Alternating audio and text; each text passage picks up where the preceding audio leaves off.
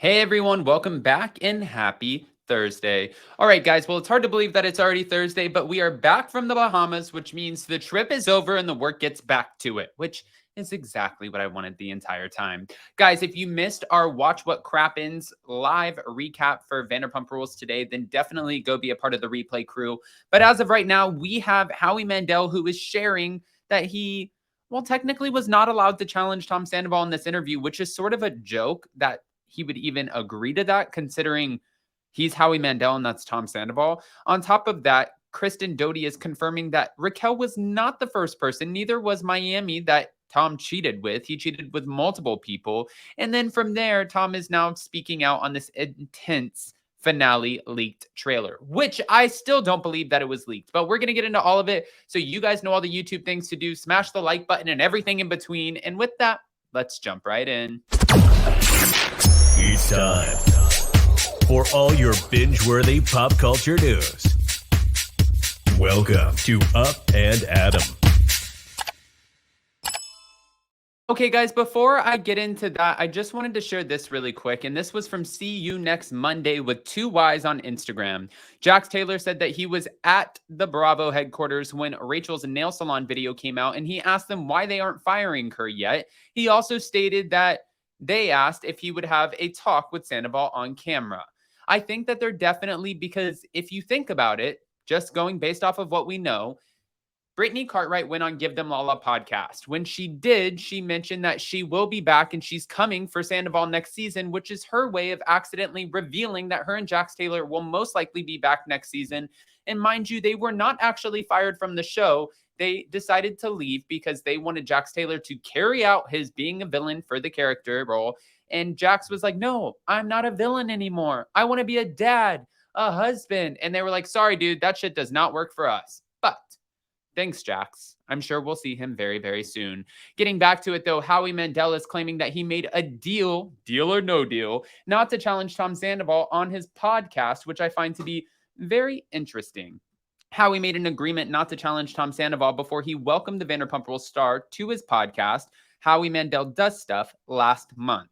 While appearing on the podcast of another reality star, The Bachelor alum Nick Viall, on Tuesday, the comedian revealed that he spoke to a member of Sandoval's band, Tom Sandoval and the Most Extras, before Sandoval gave him his first Scandoval interview, while also reacting to Andy Cohen deeming him a jackhole on Watch What Happens Live.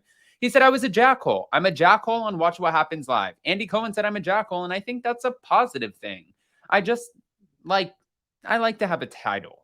According to Howie, Bravo hates him, and the backlash he's received from Vanderpump Rules fans, many of whom have felt he took it far too easy on the cheating reality star, has been really intense. During an episode of Watch What Happens Live last month, Andy targeted Howie, saying that he didn't do his homework before he interviewed Sandoval about his affair with Raquel, a close friend of both him and his now ex-girlfriend of 9 years, Ariana Madix.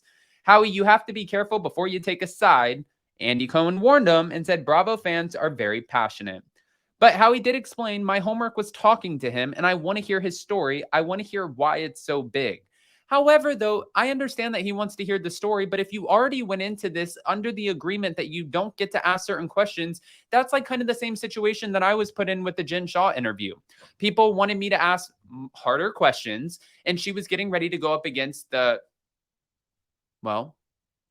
prosecutors in New York, right? The Southern District of New York, and she was about to go on trial. There was no way that she was going to come on my YouTube channel and say, I'm guilty. I'm guilty of all of these things. She wouldn't have agreed to do it. Her attorneys wouldn't have agreed to do it, and they would not have been sitting in the chair. At that time, we would have never had the interview to begin with. I get her going up against the Southern District of New York, but I'm very shocked at the fact that Howie Mandel said, yes, I will agree because my daughter is such a big fan of Vanderpump Rules. She loves Tom Sandoval. So let me just put my career and everything aside for what you guys know me as, and let me just not challenge him. That is what I'll agree to in order to have him on the show. Who cares if you have him on the show? You're Howie Mandel. Also, during the interview, after admitting he's now a fan of Lala Kent, who he described as funny and interesting after she shaded the fucking random interview on her Instagram story and saying he still doesn't know who Sheena Shea is, Howie revealed the details of the deal. The problem between me and my daughter here is my daughter is a huge Vanderpump Rules fan who watches and knows everything. So the tough thing was, and what I said to her, We had this discussion. I go, you can't. You can't. If you hear something you don't agree with, you cannot challenge. There are no challenges on this particular moment. We're not challenging. That's not what this is about. Did you promise Tom that? Nick, obviously, that was a great question. Nick Vile asked. And he said, yes, I promised I didn't talk to Tom directly, but as people have found out, one of the people that works for me is married to his road manager and drummer for Tom Sandoval and the Most Extras. I'm not going to put him in an uncomfortable position. I said, come on, you want to speak? You want to talk? Come on and talk. And my point is, and the reason I wanted to is because, and still don't understand, which is kind of a misinterpretation by the Bravo fans for me. What are they saying? That I condone this kind of behavior? Yeah. Howie's daughter and co-host Jacqueline Schultz replied, they thought that when you said that you didn't think it was a big deal, then they thought you meant that it wasn't a big deal that he cheated rather than he doesn't understand the hoopla around it. Why it's even getting to Howie, who doesn't even watch the show to begin with.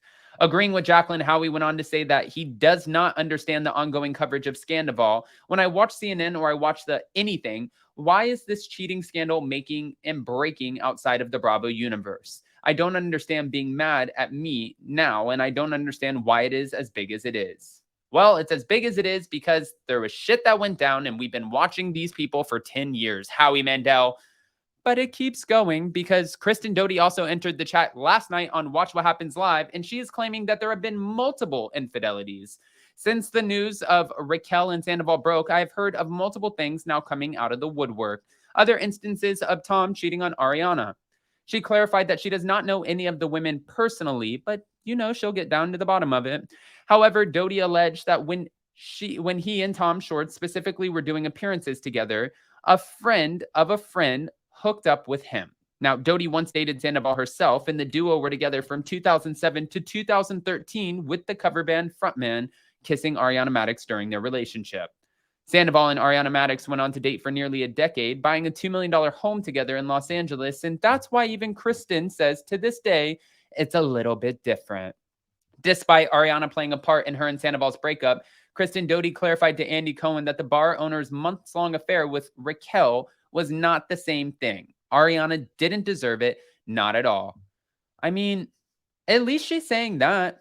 Jax Taylor similarly said something to Watch What Happens Live viewers too last month because he believes that Sandoval 100% had other flings prior to the former pageant queen, specifically referencing Miami Girl. I was there, not only in the Miami situation, and that was a week one of their relationship, by the way, but yeah, there's been other times. And Brittany Cartwright, she was shocked, and she's like, what the are you talking about? But he's talking about it. Tom Sandoval is also talking about the intense Vanderpump Rules finale trailer and learning from his mistakes as he's preparing for a charity performance in DC. According to a press release, Sandoval's show will benefit Drew Strikes Back, which supports the Leukemia and Lymphoma Society's mission to cure cancer, and he hopes to raise $552,000 for the cause across a series of events.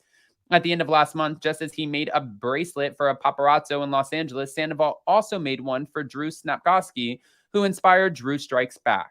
Drew's battle with leukemia began at age 5, and he is currently in remission.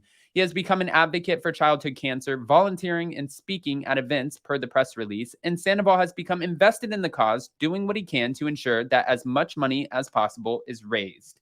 As Sandoval and Drew bonded amid recent interviews, Sandoval gave a nod to his charity on his Instagram story, and later Bravo Snarkside on Instagram shared the post with their followers. We love us some Bravo Snarkside. As the Howard Theater, where Sandoval's show will be held, donates 100% of the proceeds to Drew Strikes Back, Sandoval has also donated items to the silent and live auction, which include a Los Angeles bar crawl to the restaurant scene on Vanderpump Rules, with himself and Drew. A percentage of meet and greet sales as well as a percentage of merchandise sales will be donated to the cause. Following the news of his upcoming concert for charity, Sandoval, who was booked for the event prior to the news of Scandoval, spoke out amid a May 3rd interview with Fox 5 in Washington, D.C., saying he's very excited to be a part of the mission. We also, though, now that we know that he's doing this, that's great, but I am curious what he has to say about everything that's going on in the finale trailer. He said, I just want people to come out and have a good time. I'm a human being who makes mistakes, and I've learned and I've grown from those mistakes. And that if people want to come out and see a great band and have a party, fun environment to come out and enjoy themselves, they should. When he reacted to the trailer, though, he said it's intense, a very intense time in life and a very intense show. It's going to be interesting to see how it all unfolds. But as for moving forward, which is what you have to do in life, Sandoval said that fans will have to wait and see what happens. I'm curious. I don't think that this whole thing is going to last forever. I think it's dying down, but I am curious to see, one, how the hell are they even going to film with Sandoval and Raquel this upcoming season for season 11? And two, what does this even look like? Right? Guys, go ahead and comment below. Let us know what you think. And more importantly, before you go, if you haven't already, go ahead, smash that like button, do all the YouTube things, get subscribed. And thank you so much for joining us for the Vanderpump Rules after party last night on Up and Adam Channel 2. Love you guys. Bye.